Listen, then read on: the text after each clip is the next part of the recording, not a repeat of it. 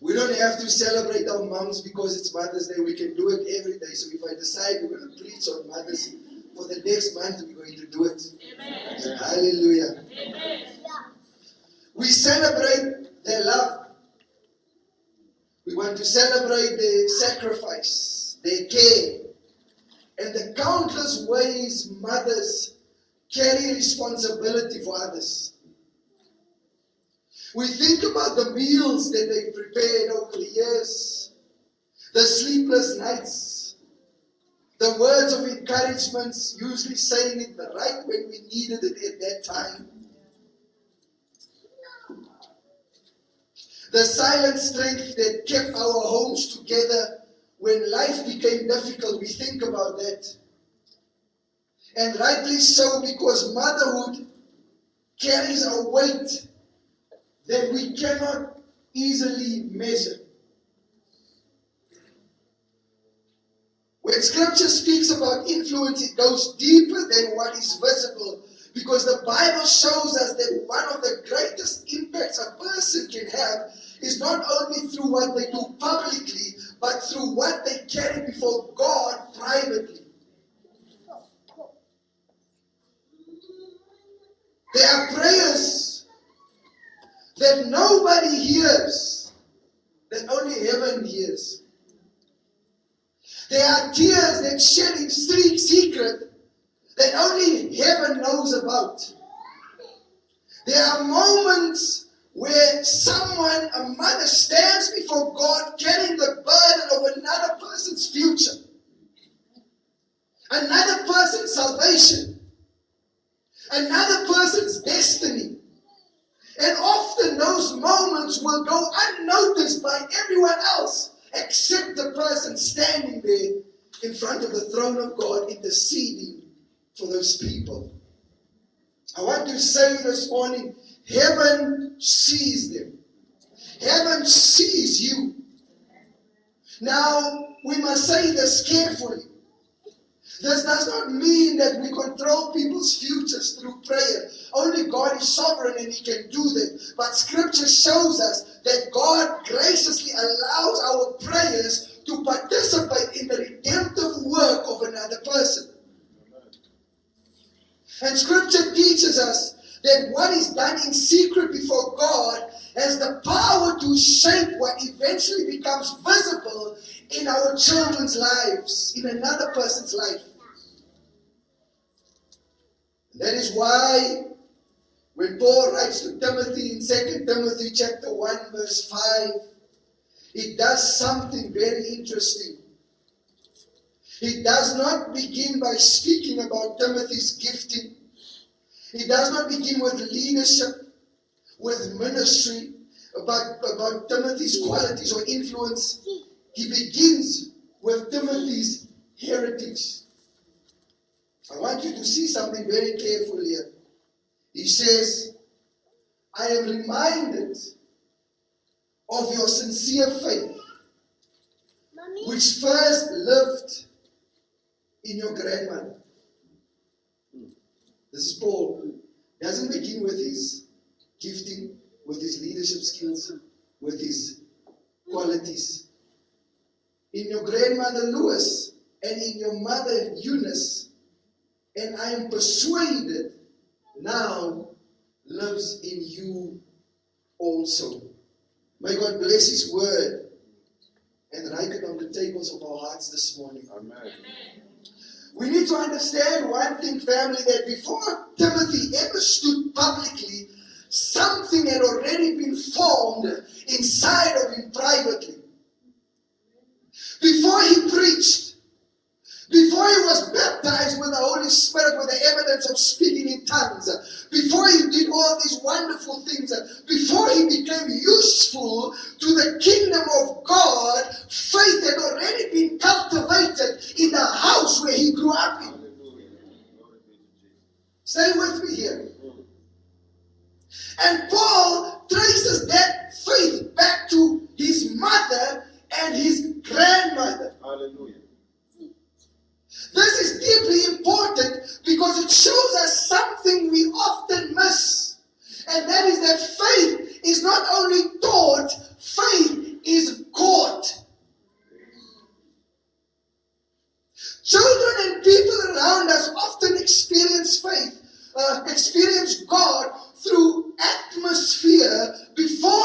actually understand theology. Amen.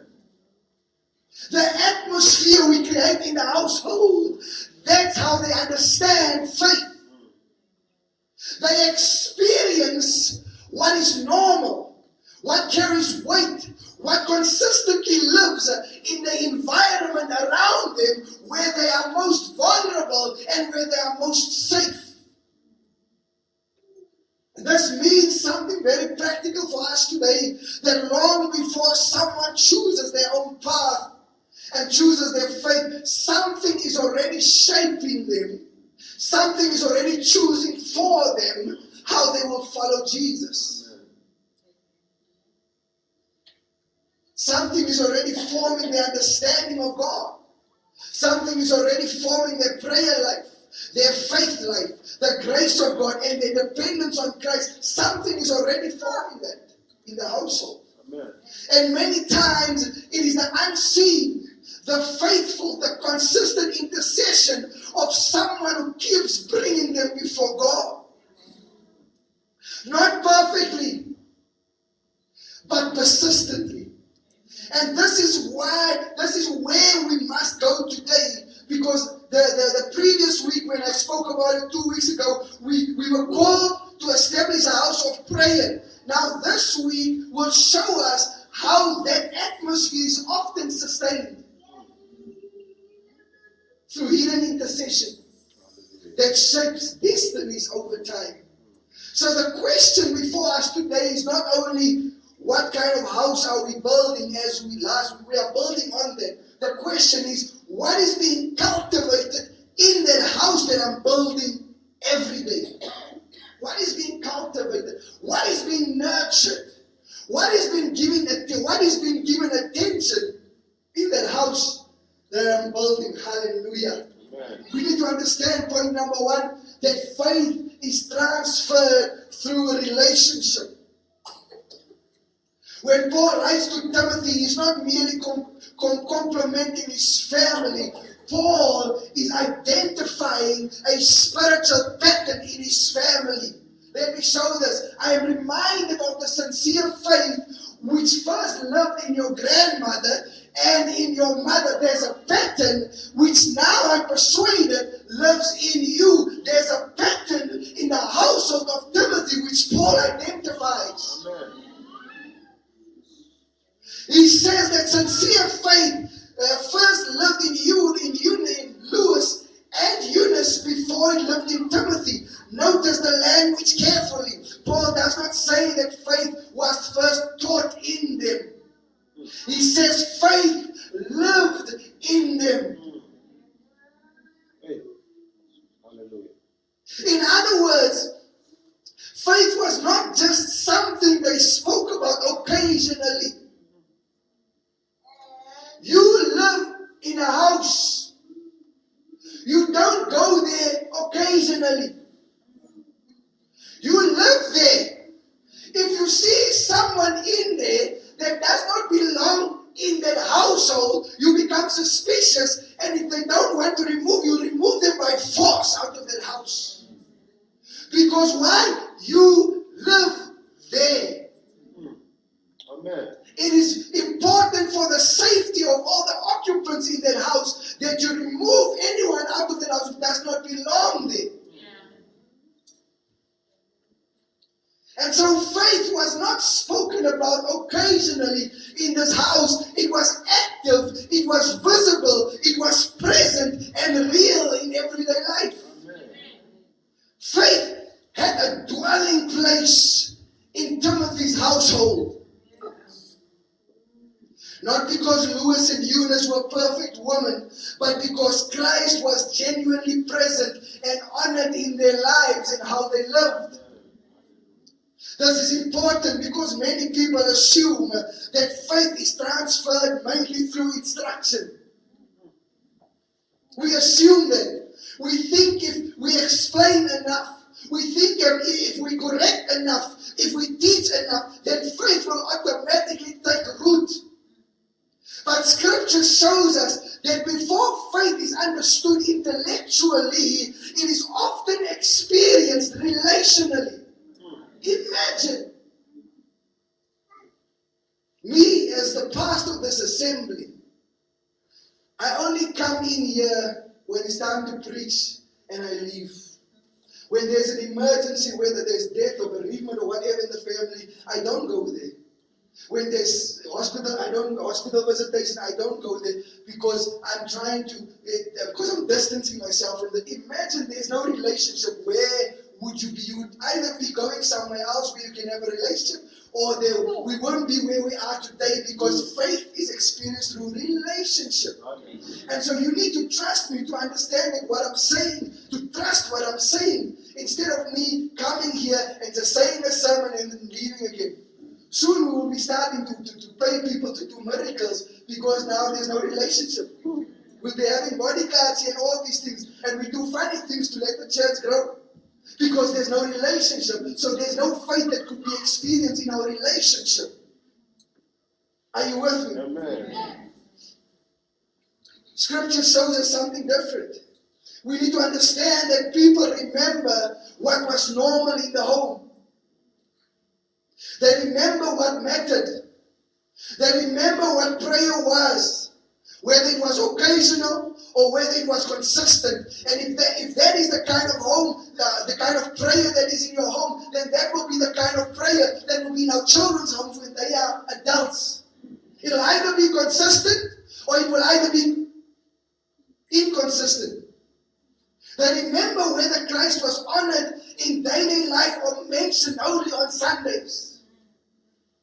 After Paul looks at Timothy and says, what I now see in you was first present in those who raised you. That's basically what he's saying.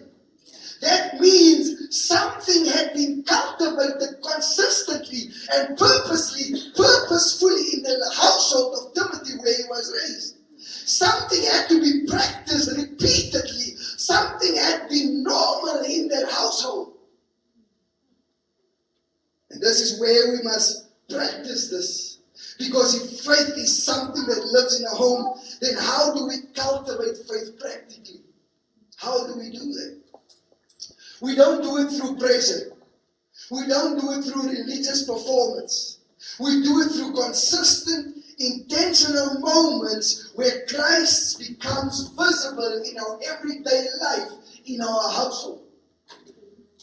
Sometimes we overcomplicate spiritual formation in the house. We think it requires perfect devotions. We think it requires long prayers through the night or deep theological discussions every day about doctrine. But what we often see in Scripture is not this complexity of theology in the household. We only see consistency in the homes. It may begin with a simple moment. A parent taking a few minutes before school or before bed to pray with their children. A mother placing a hand on a child and praying, Lord, guide them today, protect them, reveal yourself to them today. A simple moment of a father pausing during a stressful moment and saying, before we react, let us pray together. Moments that seem small often become very formative in the household. Because what is happening in these moments is not merely religious activity. It is an atmosphere that is being established in the house. And by atmosphere, we mean a home where Christ becomes normal. It is like Jesus lives to himself. When someone comes and says, like, it makes me think of that story Pastor Dennis told last week. When someone tries to knock on your door and say, hey, I want to tell you about Christ. And your children, oh no, he lives here. Come in. We can talk about him together. Because they know him. Prayer becomes natural. And the word of God carries weight in everyday life. But we must also be careful here. Paul doesn't speak about perfect faith. He speaks about sincere faith. Real faith. Genuine faith. And this is where Christ must remain at the center, because the goal is never to create a religious home. Remember religion? I do things to find favor with God. That's religion. So the goal is never to create a religious home. The goal is to cultivate a home where Christ is known. Homes where His grace is experienced. Homes where repentance is normal. Homes where forgiveness is practiced. Homes where people see what it means to depend upon Christ and not pretend perfection. That's what God talks about. When a parent says, I was wrong, and brings that before God, something powerful is being taught. People are learning that we do not approach God through performance, but through grace. Hallelujah. And this is how Christ becomes visible in our homes, not through strength, but through dependence on Him, the author and the finisher of our faith. And so when Paul says faith lived in Lois and Eunice, he is showing us that faith had a home before it had a platform. Not only in church, but in ordinary life. Because what lives in you will eventually influence those around you. Amen. Hallelujah. Amen. Let's go. Now, we need to understand that hidden intercession produces visible destiny. I'm going to take a short left with the sermon now. This raises this question. If faith is cultivated in hidden places, then what role does prayer actually play in shaping a person's future? Because it is one thing for faith to live in a home, but it is another thing for prayer to shape destiny. And this is where Scripture takes us one step further, because the Bible repeatedly shows us that hidden intercession produces visible outcomes. We see it in Hannah, her story. In 1 Samuel chapter 1, you can read that at home later. She is burdened deeply. She is misunderstood by others and carrying pain privately. But instead of withdrawing from God, she pours out her heart before God. Amen. There is no performance in that kind of prayer. You only see a sincere woman bowing before God. And out of that hidden place of intercession, Samuel is born. A prophet who would shape the spiritual direction of a nation. Amen. But Samuel's story did not begin publicly on a platform. It began in prayer. Amen. You see it again in Mary in Luke chapter 2 verse 19. The Bible says she treasured and pondered things in her heart. She carried the purposes of God carefully and attentively before the Lord. Then Jesus tells the parable of the persistent widow in Luke chapter 18. To teach the people they always have to pray and not lose heart. Why? Because prayer is not passive. Prayer is participation. Prayer is where we align ourselves with the purpose of God until what He desires begins to manifest. Until what He desires begins to manifest. And many people already understand this instinctively, especially mothers and spiritual mothers. They pray for children. They pray for protection. They pray for direction. They pray for salvation. They pray for breakthrough. But the challenge comes when results are not immediate.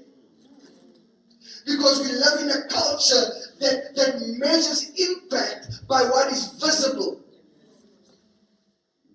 And when nothing appears to be changing, discouragement begins to whisper, maybe this is not making a difference. But Scripture shows us that God often works beneath the surface before anything becomes visible. Hallelujah. Just like a seed planted in the ground. I've used this many times. For a season, nothing seems to happen. But underneath the surface, roots are forming. Life is developing. Something unseen is preparing for future growth. This is often how intercession works, family. And this is why consistency matters more than intensity. Consistency matters more than intensity. It's not about shouting for 8 hours. It's not about praying loud for 8 hours. It's more about being consistent in the presence of God than being intense in the presence of God. Not necessarily polished prayers, not necessarily long prayers, but faithful prayers, consistent prayers, sincere prayers. And again, we must make this practical. What does this look like in our everyday life? A practical, consistent prayer life. What does it look like? It may be while you are packing school lunches before sunrise. It may be while sitting in traffic on the N1 praying quietly for your children. It may be while walking through the house before everyone wakes up, bringing each person before the Lord. It may mean setting aside 10 intentional minutes every day instead of waiting for the perfect spiritual moment. It may mean choosing one scripture each week and praying it consistently over our family. And you do not have to wait for the crisis before you pray. You pray proactively. You cultivate spiritual covering consistently. It may be while driving to work. It may be early in the morning. It may be before sleeping. But over time, those moments become a covering in our lives. Here's the key. Do not measure your prayers only by immediate results. I cannot say this enough. Measure them by faithfulness, consistency. Because God sees what is done in secret. And what is cultivated in secret eventually becomes visible. I want us to take even another step further. Because as powerful as intercession is, intercession itself is not the source of transformation. So where does real change come from? Where does real change come from? By this point, we have seen something very beautiful. Faith is cultivated through relationship. Intercession shapes what is not yet visible. We see prayer matters deeply. But now we must be very careful because it is possible to hear all of this and leave carrying pressure instead of hope. We may begin to think, if I only pray more, if I only do better, then I can change people, then God will favor me. We must be careful now. Because that is not the gospel of Jesus Christ. There's nothing wrong with desiring to pray more. There's nothing wrong of wanting to spend more, to be better. There's nothing wrong with it. But that is not the gospel. The gospel is not that we save people through our own effort. The gospel is that Jesus saves people. Only Jesus transforms people's hearts. Only Jesus brings spiritual life. Only Jesus changes destiny internally. And this is important because it means you are not the source of transformation. Christ is the source of the transformation that will happen in your home. You are the participant of what He is already doing through you in your household. Paul says in 1 Timothy chapter 2 verse 5, there is one mediator between God and man. The man, Christ Jesus. Not a mother, not a pastor, not a prophet, not an apostle, not a bishop. Don't know what other titles they give themselves these days. Major. Not a major one, a minor one. Not a parent. Christ alone is the mediator between God and man. Hebrews 7:25 tells us that Jesus always lives to intercede for us. Even now, Christ is praying. Even now, Christ is working. Now, as we are talking, now Christ is working. Even now, Christ is drawing people, your family, to Himself. Which means when we pray, we are not trying to convince God to care or to work. We are aligning ourselves with the heart of Christ. We are participating in His ongoing work.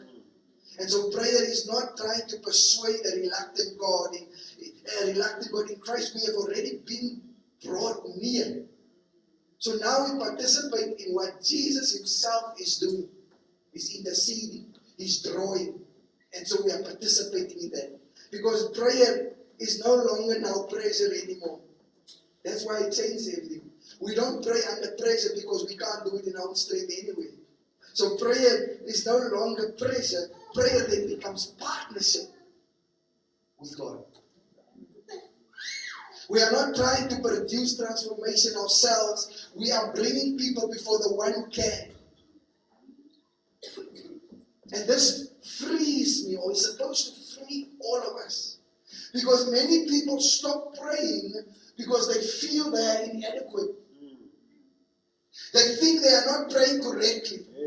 They think they are not praying long enough. They think they are not praying effectively enough. They are not quoting too many scriptures. They did some stuff wrong during the day, so God won't hear the answers to my prayers. But the power of prayer is not found in perfect words and what you did wrong and what you did not do wrong. The power of prayer is found in the person whom we are praying to. Hallelujah. And this is why even small, consistent prayers matter. Simple prayers matter. Faithful prayers matter. Because Christ is the source. And this is ultimately what happened to Timothy. At some point, Timothy did not merely experience faith around him. He encountered Jesus personally. And that is the goal. Not merely to create a spiritual atmosphere in the house, but to position our homes so that when people, those who are in the house, will encounter Jesus for themselves. To position our homes so that those who are in the house will encounter Jesus for themselves. Because one revelation of Jesus can change everything. And that is our hope. We pray, we intercede, we cultivate the atmosphere where Jesus is honored, but we trust Jesus to do what only He can do. To save, to transform, to restore, and to call everyone unto Him. Because Christ is alive and interceding, even now, no prayer brought before Him in faith is wasted. You are not wasting your time. Even if it feels like you don't have the words to pray, you can't even utter a word, you're just sitting there. God sees your heart. Stay there. It's okay. So as we come to the end of this message, family, we return again to what Paul saw in Timothy. Sincere faith, real faith. Faith that had first lived in the home before it was visible through Timothy publicly. And this reminds us that God's deepest work happens quietly, not on platforms, not in public recognition, but in ordinary, hidden places of faithfulness.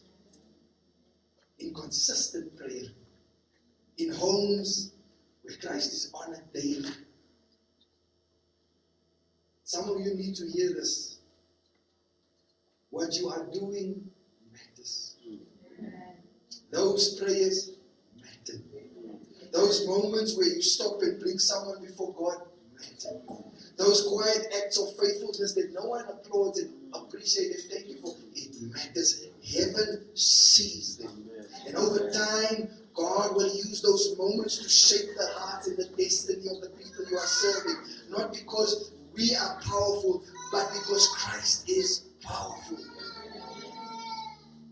A tree doesn't grow overnight.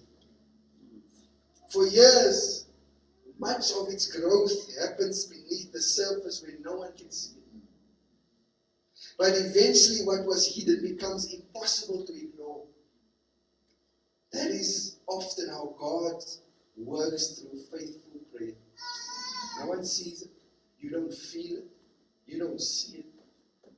But one day, those prayers, the results of those prayers, will become impossible to ignore. Stand with me. I want us to pray for the people we love. Because there are people in this room carrying names in their hearts. Whether it's children, spouses, extended children, whoever it is. We don't just want to hear the word, but we want to respond to it because God sees. I mean, there's people in your heart that you long to see encounter Jesus. You desire them. And so today, rather than carrying that burden alone, we are going to bring them before the Lord. If you are here today and there's someone you are standing in the gap for, a child, a family member, a loved one, you are in the right place. And as you stand, I want to say, don't stand in fear. Not faith in your ability to fix someone's life, but I want you to stand in faith in Christ. Because Jesus is still able to save. He's still able to restore. He's still able to reach what feels unreachable. So I'm going to ask us to pray together as a church family. Whoever is on your heart, a spouse, a